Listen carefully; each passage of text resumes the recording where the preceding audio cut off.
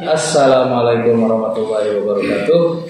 Ketemu lagi dengan kita admin Ma'had Al-Jami'ah. Di sini admin nggak sendirian ya. Di sini admin bersama sahabat admin yang ada di Ma'had Al-Jami'ah, di kantor Ma'had Al-Jami'ah. Dan ya tentunya perlu perkenalan dulu lah ya. Admin sendiri mungkin untuk mahasiswa-mahasiswa baru belum pada kenal ya. Kalau untuk mahasiswa-mahasiswa lama mungkin udah pada tahu nih admin ini siapa. Tapi tidak salah kalau admin memperkenalkan diri kembali. Perkenalkan, admin Ma'had Al-Jami'ah, nama Rizky Fauji, pengelola Ma'had Al-Jami'ah, sebagai pengelola administrasi BTQ atau Dirosah. Nah, admin di sini sama sahabat admin yang ada di kantor Ma'had Al-Jami'ah. Beliau juga sebagai pengelola Ma'had Al-Jami'ah. Silahkan siapa nih bisa memperkenalkan diri. Oke, assalamualaikum warahmatullahi wabarakatuh. Terima kasih atas waktunya. Perkenalkan, nama saya Rizkyanto MAD. Saya termasuk salah satu daripada tim pengelola Ma'had Al-Jami'ah di Pekalongan. Saya mengajar di Fakultas Usul Adab dan Dakwah, khususnya dalam bidang ilmu tasawuf. Wah, yang duduk di samping admin bukan orang sembarangan ya. Intinya beliau sebagai pengelola Ma'had Al-Jami'ah dan juga sebagai dosen di Fakultas Usuluddin Adab dan Dakwah. Nah, buat mahasiswa baru yang nanti masuk Fakultas Usuluddin Adab dan Dakwah, khususnya jurusan apa? Pak Aris? Tasawuf dan psikoterapi. Tasawuf dan psikoterapi. Nanti ketemu nih sama Pak Aris Prianto ya. Nah, lanjut di sini admin kenapa ngajak sahabat admin Pak Aris Prianto ini untuk duduk bareng, ya meskipun sekarang di masa-masa pandemi ya Pak Aris ya, masa-masa pandemi, dan kita juga sekarang jaga jarak lah, hampir 2 meter ini kita jaga jarak.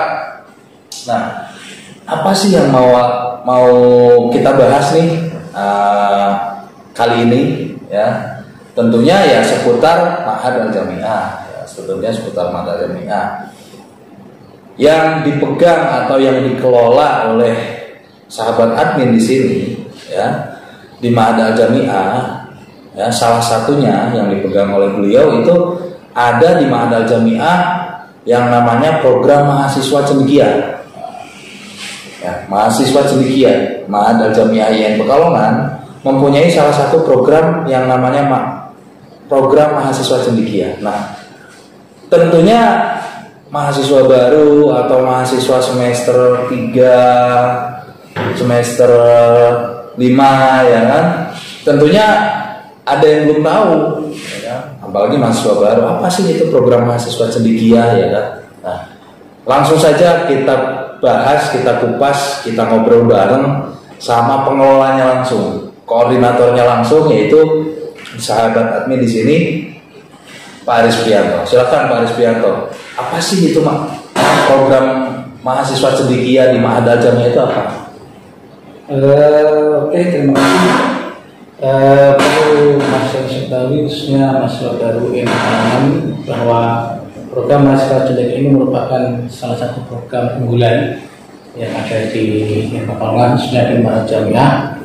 Di mana program mahasiswa cendekia ini merupakan salah satu program yang di situ memang fokus dalam masalah soal visinya adalah mencetak ataupun berusaha untuk menjadikan seorang mahasiswa yang memiliki kompetensi ilmiah dan sekaligus sebagai salah satu kader moderat bagi agama dan juga bagi bangsa ini, baik di tingkat nasional maupun di tingkat global.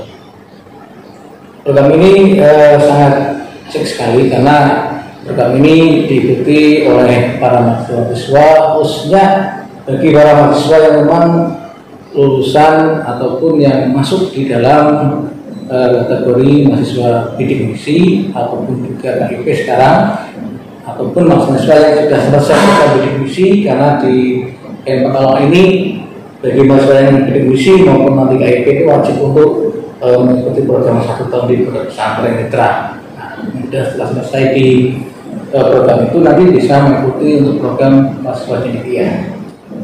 Berarti program mahasiswa cendekia ini tujuannya itu lebih ke mencetak kader-kader yang berwawasan kebangsaan, ya kan, moderat, ya kan, yang lebih ke ilmiahnya ya. Jadi begitu teman-teman ya. Sekilas tentang program mahasiswa cendekia, itu baru pembukaan tuh. Ya. Nanti kita bahas lagi nih selanjutnya. Nah, tadi kan program mahasiswa cendekia itu tentunya untuk mahasiswa ya yang Pekalongan. Nah, kriteria supaya bisa masuk atau bisa ikut program ini tuh, kriteria mahasiswanya itu seperti apa?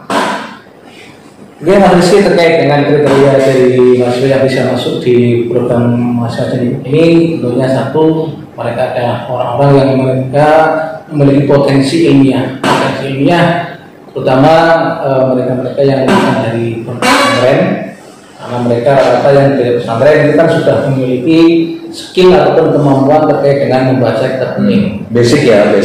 Terutama adalah basic dari pesantren yang sudah memiliki kemampuan baca kuning dan juga sudah menguasai berbagai gramatika Arab.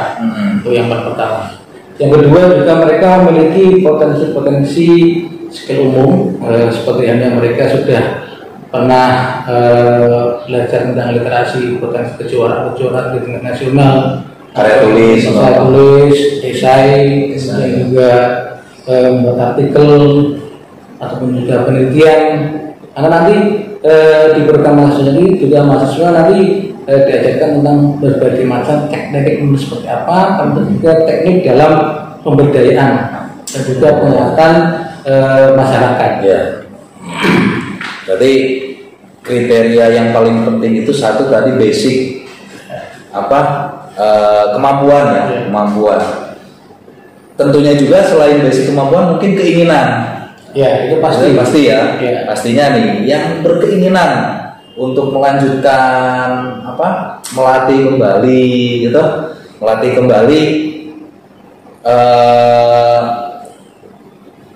basic yang sudah kita punya, cocok nih di program cendekia. Jadi buat teman-teman bisa kepo lah ke kita nanti ya kan, terutamanya ya ke sahabat admin nih di sini Pak Aris ya kan. Dan tentunya tadi kan sekilas kalau semisal yang kedua kan kriterianya yang punya kemampuan prestasi umum ya, prestasi akademik seperti karya tulis ilmiah, menulis esai, artikel. Nah, tentunya bagaimana sih nantinya itu pengarahan di program mahasiswa cendekia untuk mahasiswa itu sendiri, ya kan, terkait karya tulis ilmiah, esai, artikel, itu arahannya atau nantinya itu seperti apa? Bisa sedikit bocoran dari Pak Aris? Terkait dengan arahannya, sebelum kita mengarah situ perlu diketahui dulu bahwa nanti teman-teman mahasiswa yang nanti sudah mengikuti berbagai seleksi ya, pertama yang harus tahu adalah terkait dengan seleksinya. Artinya bahwa di dalam rekrutmen untuk mahasiswa cendekia ini ada berbagai seleksi. Pertama adalah seleksi administrasi. Ini penting sekali karena untuk mengetahui terkait dengan latar belakang mereka itu dari pesantren ataupun dari umum, dari SMK ataupun MA. Ini kan SMA ini kan sangat perlu kita perhatikan. Kemudian juga apakah mereka sebelum masuk di perguruan tinggi sudah punya prestasi tadi, SPK-nya itu kan juga perlu kita tahu juga. Data itu valid enggak? Ada buktinya enggak?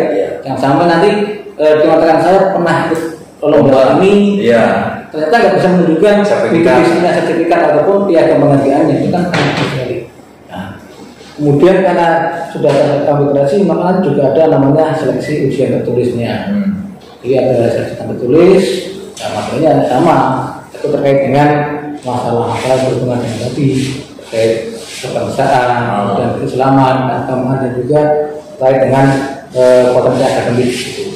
Kemudian juga ada seleksi terkait dengan ujian praktik, di mana mereka mempraktekkan terkait dengan tadi ada skill kemampuan baca kitab kuning, maka mereka nanti diuji untuk baca kitab kuning, ataupun mereka diuji terkait bahasa asingnya, language-nya, yaitu Arabic maupun Inggris, itu mereka juga harus seleksi juga. Kemudian yang terakhir juga mereka ada seleksi yang namanya adalah seleksi minat bakatnya itu mau mana itu apa, karena belum tentu yang dari pesantren ini lebih fokus pada masalah kajian kitab Islamnya, tapi juga jadi mereka ingin mengembangkan ilmu umumnya. Kemudian terkait masalah pembinaannya, kita menyampaikan bahwa nanti teman-teman yang lulus dari seleksi untuk ikut program mahasiswa pendidikan ini akan ditempatkan nanti di asrama mahasiswa pendidikan sendiri, khusus berarti ya, khusus. Jadi tadi dari mulai seleksinya itu kan ada seleksi administrasi ya. Seleksi administrasi kan nggak sulit ya kalau teman-teman punya prestasi ya. Kenapa enggak ya kan, kenapa enggak ikut program mahasiswa cendekia ini. Tapi program mahasiswa cendekia ini peruntukannya untuk mahasiswa semester berapa, Pak Aris? Khususnya sebenarnya memang karena program cendekia ini ada program lanjutan daripada evaluasi dari program pondok pesantren mitra. Pondok pesantren mitra wajib 1 tahun itu. Nanti kan kita juga evaluasi, kemudian nanti kan kita juga evaluasi bagaimana mereka itu setelah tinggal di pondok pesantren itu seperti apa kemampuannya, minatnya ke dalam bidang apa tadi, itu kan itu. Jadi untuk penyebabkan itu sehingga nanti ketika sudah masuk di program cendekia ini kita bisa mengetahui dan bisa mendampingi, memfasilitasi dan mengawal terkait dengan minat bakat dan skill yang mereka punya. Berarti ini cukup menarik juga ya, khususnya untuk mahasiswa KIP nih, mahasiswa KIP ya, yang semester 3 ya kan, semester 3 sekarang berarti bisa lanjut nih ikut program mahasiswa cendekia. Bisa lanjut ya tak? Bisa lanjut. Dan juga tidak hanya yang semester 3 berarti, yang semester 5 masih bisa ikut. Jadi jangan khawatir untuk mahasiswa semester 3, semester 5 dan ya mahasiswa baru boleh kepo dulu nih dari sekarang ya kan, boleh kepo dulu. Dan juga apakah dibatasi gitu loh, apakah dibatasi hanya untuk KIP atau bisa dari mahasiswa selain KIP, bisa atau enggak itu ikut program mahasiswa ini? Sebenarnya sih nggak dibatasi. Di luar dari program Indonesia atau KIP ini sebenarnya boleh juga umum lah ya, ke program mahasiswa ini, karena program ini kan nanti juga terkait ada pembiayaan juga. Pembiayaan di sini jadi melalui nanti ya bisa lewat dana DIPA ataupun dengan beasiswa Indonesia sendiri ataupun dengan biaya mandiri. Artinya biaya itu apa? Itu untuk tinggal di asrama, memenuhi kebutuhan di asrama seperti apa? Mungkin untuk membeli kebutuhan yang memang diperlukan untuk menunjang program itu, buku atau beli kitab, itu kan juga perlu biaya sendiri. Berarti biaya yang disebutkan lebih ke feedback langsung untuk mahasiswa yang ikut ya? Iya, untuk mahasiswa feedback langsung, kembali langsung untuk mahasiswa, ya kan?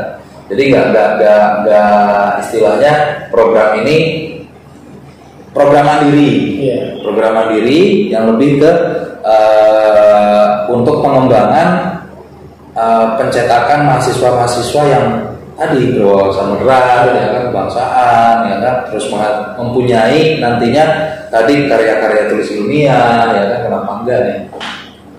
Nah, sebelum dilanjut kita seruput dulu nih. Oke, santai aja. Iya. Ini disponsori langsung oleh gelas Mada Jaya. Ini kita juga boleh, ini juga ya? Boleh ngerokok santai. Ini waktunya waktu santai ya, waktu di luar jam kantor. Ngomong-ngomong, tentunya ya, tadi kan lebih ke ada sedikit menyinggung bahwa ingin mencetak mahasiswa yang moderat. Nah, Ya kita tahu lah di zaman sekarang ya. Di zaman sekarang tema atau pembahasan moderasi itu sangat amat penting ya, betul nggak? Iya, sangat sekali. Sangat penting ya. Terutama ya di kalangan mahasiswa. Kalangan mahasiswa jangan sampai mahasiswa ya itu terpengaruhi gitu, terpengaruhi paham-paham yang ya tanda petik di luar, ya kalau ini kan di luar ahli sunnah wal jamaah, ya di luar nasionalisme ya. Itu mahasiswa paling mudah, apalagi mahasiswa ya kalau menurut sahabat Aris nih, menurut sahabat Aris, kita sedikit keluar dari program cendekia, kita ambil moderat ini. Selama sahabat Aris ini menjadi dosen Yayan Pekalongan sebagai dosen ilmu tasawuf khususnya. Nah, ini bagaimana nih pandangan Pak Aris, sahabat Aris terkait mahasiswa sekarang terhadap pemahaman moderasinya ini seperti apa? Kalau kita melihat fenomena sekarang, apalagi sekarang kan eranya masih era pandemi ya. Jadi kita sangat memperhatikan lah, karena kita terkendala dengan adanya namanya tatap muka, yang disitu adalah roh daripada pendidikan. Ini adalah pembelajaran saat tatap muka, di mana dalam satu majelis itu kan ada namanya seorang guru atau seorang dosen dengan muridnya atau mahasiswa. Jadi yang itu ada sekarang karena di masa pandemi, salah satu itu lihat online atau daring, itu dapatkan adalah mereka itu mengkonsumsi sebuah literatur ataupun artikel yang itu hanya sebatas mereka baca, tapi tanpa mereka mengetahui sumbernya dari mana. Sumbernya ya, betul. Itu kan yang paling itu. Sementara mahasiswa itu kan mereka adalah masa transisi. Masa transisi dari mereka dari SMA, SMK, ataupun dari pesantren, kemudian masuk dunia akademis, itu kan sangat masa transisi sangat tenang sekali, untuk mudah tertawarus ataupun tergiring dengan opini-opini yang bersifat spontan. Makanya dengan adanya moderasi beragama di lingkungan kampus ini sangat bagus sekali, karena dengan begitu bahwa seorang mahasiswa sebagai agen of change itu dan perubahan itu mereka harus ketika ada berita-berita atau foto-info atau ketika mereka membaca suatu berita-berita yang terkait dengan masalah kebangsaan ataupun keagamaan, itu mereka harus tahu sumbernya dari mana dan siapa yang menulisnya dan arahnya kemana. Jangan sampai mereka hanya sekedar share kemudian membaca ataupun disampaikan ke publik umumnya tanpa mereka mengetahui seperti itu. Justru malah mereka bukannya mereka memberikan solusi di masyarakat umum, tapi justru malah menambah masalah. Makanya harapannya mahasiswa itu sebagai generasi bangsa depan ini harus memiliki berbagai referensi, baik itu dari buku salaf, kita dari pesantren ataupun juga mereka mempelajari buku-buku yang di situ memang menjelaskan ataupun menjadi sebuah filter ataupun sharing terkait dengan pemahaman tentang wawasan kebangsaan dan keagamaan yang ada di Indonesia ini. Ya, seperti itu. Mahasiswa ya. Jadi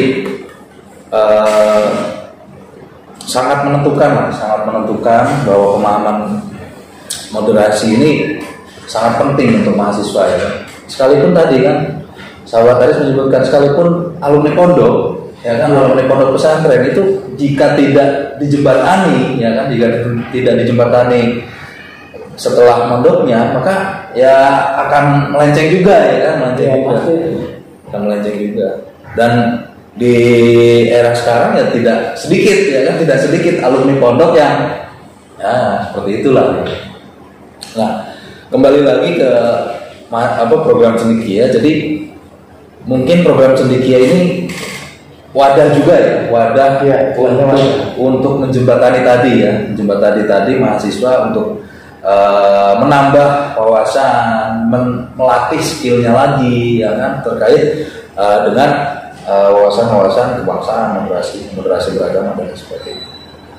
Nah, tentunya program mahasiswa cendekia ini bagian dari Mahad Al-Jamiah, ya, bagian dari Mahad Al-Jamiah tentunya tidak berdiri sendiri berarti ya, tidak berdiri sendiri meskipun program ini istilahnya bukan program beasiswa ya kan, tapi masih bagian dari program Mahad Al-Jamiah. Materi-materi yang diajarkan. Ini penting apa nih materi-materi dari program mahasiswa cendekia?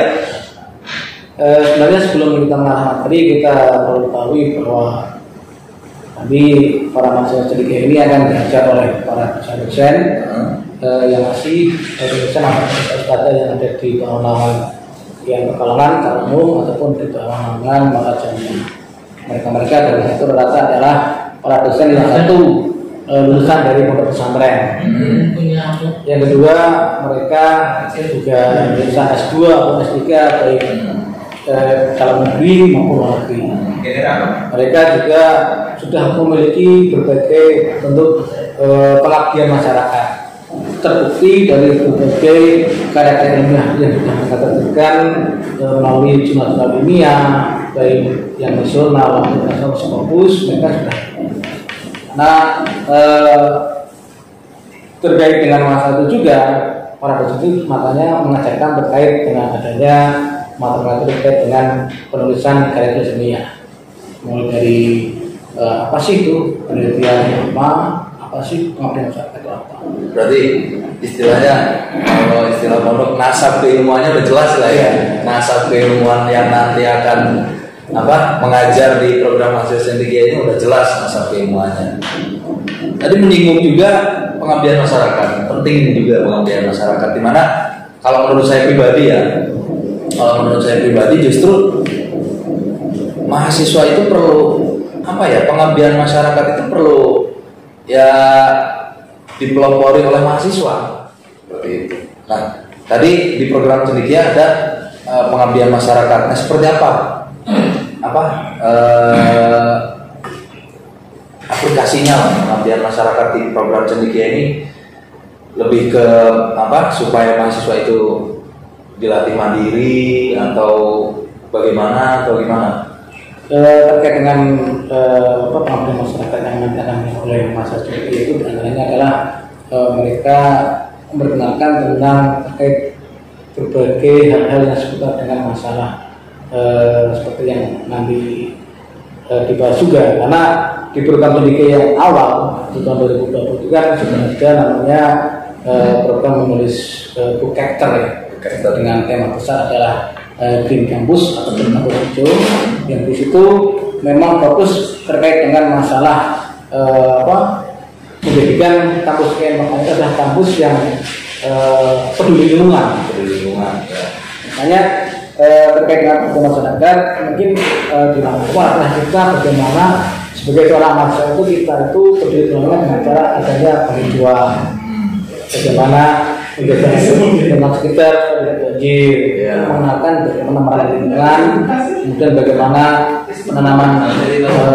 penanaman pohon, kemudian bagaimana menjaga supaya tidak terjadi lahan besar, dan bagaimana memanfaatkan lingkungan dengan baik, termasuk bagaimana menjadikan lingkungan itu menjadi lingkungan hijau, ataupun bagaimana mereka itu kalau di dalam tasawuf kan ada namanya ekosistem.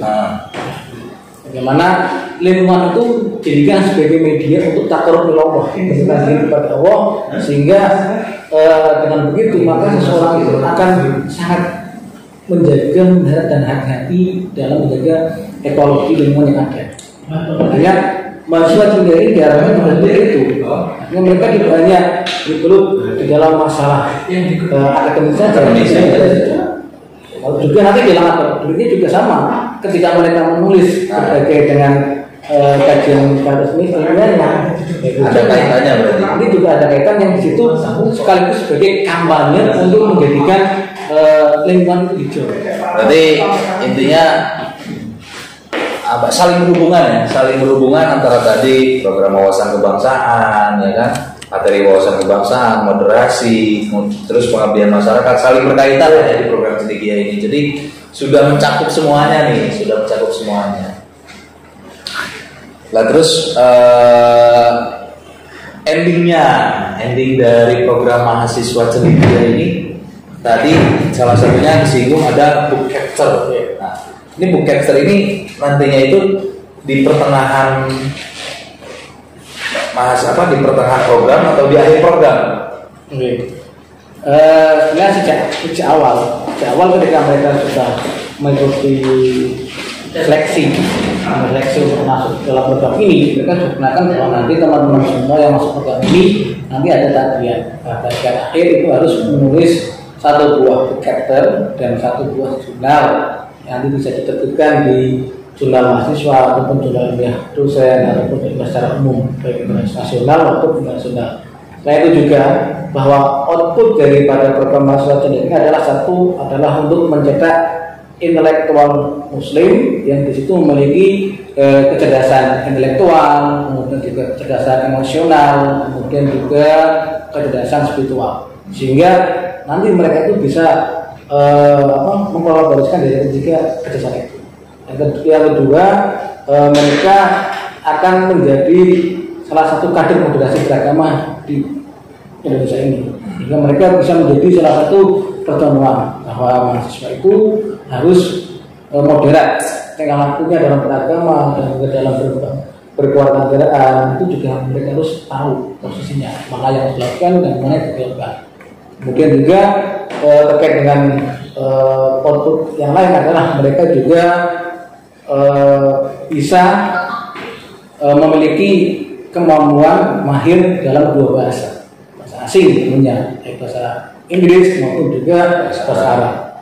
Selain itu mereka juga nanti di dalam program ini mereka juga dikenalkan bagaimana caranya mereka untuk bisa lanjut studi untuk S2 dengan mendapatkan beasiswa, baik beasiswa dalam negeri maupun luar negeri. Itu yang menjadi harapan kita seperti itu. Jadi outputnya lebih ke pertama tadi kalau admin ambil itu mahasiswa itu dapat menempatkan diri, dapat menempatkan diri di posisi apapun, ya kan? Dan mahasiswa dapat menghasilkan suatu karya, ya kan? Suatu karya yang memang ya menurut admin karyanya itu ya berdasarkan temuan-temuan mahasiswa itu sendiri, dari mulai tadi wawasan kebangsaan, moderasi, pengabdian masyarakat. Dan yang ketiga, kalau yang admin ambil ini sangat berpotensi ketika ikut program mahasiswa cendekia, berpotensi untuk dapat mengikuti jenjang beasiswa S2 lebih lanjut, ya kan? Iya. Seperti itu. Dan tentunya kapan nih kira-kira? Sekarang kan berarti semester tahun akademik akan berganti lagi. Nah, kira-kira kapan nih program mahasiswa cendekia dibuka kembali pendaftarannya nih, sahabat Aris? Kemungkinan besar nanti di awal tahun tingkat akademik yang ada di Pekalongan, bisa nanti mungkin rekrutmen bisa jadi nanti di awal atau pertengahan bulan September. Karena kita juga ingin memperkenalkan program ini juga kepada mahasiswa. Iya, betul. Nanti kan juga mulai aktif pembelajaran, kira-kira kan nanti kan kurang lebih di awal September ataupun pertengahan September. Ya, betul. Berarti untuk mahasiswa baru nih, mahasiswa maba-maba berarti udah harus bisa mempersiapkan dari sekarang ya. Iya. Udah mulai bisa. Ini arahnya nih kita jadi mahasiswa mau ikut apa nih, ya kan? Mau jadi seperti apa, ya kan? Apakah hanya jadi mahasiswa kupu-kupu kuliah pulang ya kan, atau hanya jadi mahasiswa yang aktif di organisasi aja, ya kan? Berarti ini program mahasiswa cendekia ini umum lah ya, katakanlah umum, tidak terbatas untuk mahasiswa yang mendapatkan beasiswa, ya kan? Tidak terbatas seperti itu. Ya sangat menarik sekali.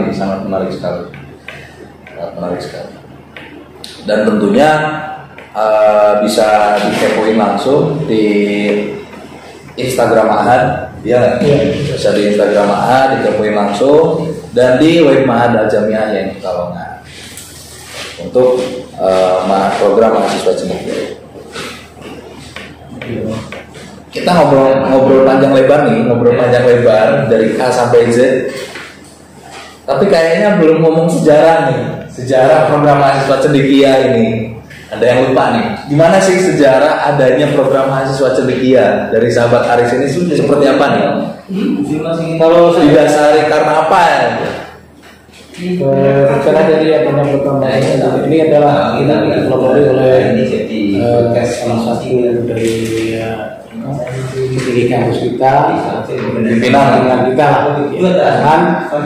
itu adalah Pak Warid 3 yang itu masih dipegang oleh Bapak Dr. Andes Muhammad Musli PSI, dan saat ini sudah pindah menjadi Warid 2. Pertama ini dulu dikonsep oleh para konservator yang sudah tidak bisa direpel lagi semuanya. Itu diantaranya adalah Bapak Dr. Farid Roman, kemudian juga ada Bapak Dr. Ron, kemudian juga ada Bapak Dr. Mokolis, kemudian juga ada Pak Dr. Luda dan juga dan beberapa yang lain. Ini sangat digaji.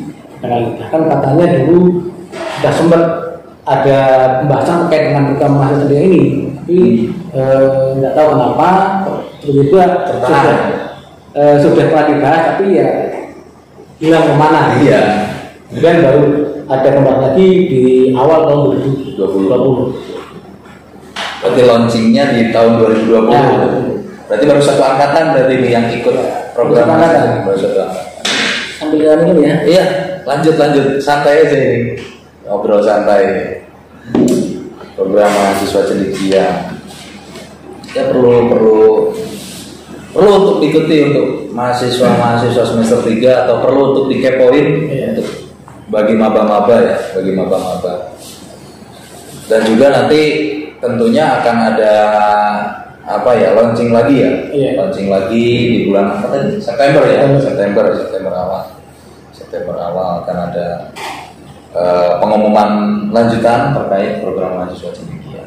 Nah, baik, kira-kira ada yang perlu dibahas lagi nggak nih, sahabat Aris? Oke, sedikit menyampaikan bahwa program mahasiswa cendekia ini di tahun pertama, itu tahun 2020 ini awalnya itu yang ikut seleksi, mulai seleksi integrasi sampai seleksi wawancara dan praktek itu sekitar ada kurang lebih ada banyak sebenarnya, cuma yang tercover itu ada 15. Cukup banyak juga ya. 15, kemudian mereka diseleksi secara ketat. Akhirnya sisa hanya 7 mahasiswi.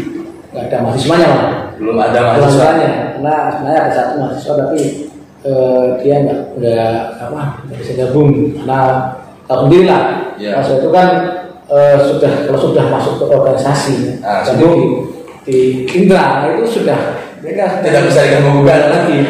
Makanya hanya 7 mahasiswa yang bertahan, dan itu pun mereka kita asramakan di asrama Baitul Fadilah itu di Desa Wandowo, itu di dekat kampus lah ya. Kampus lah.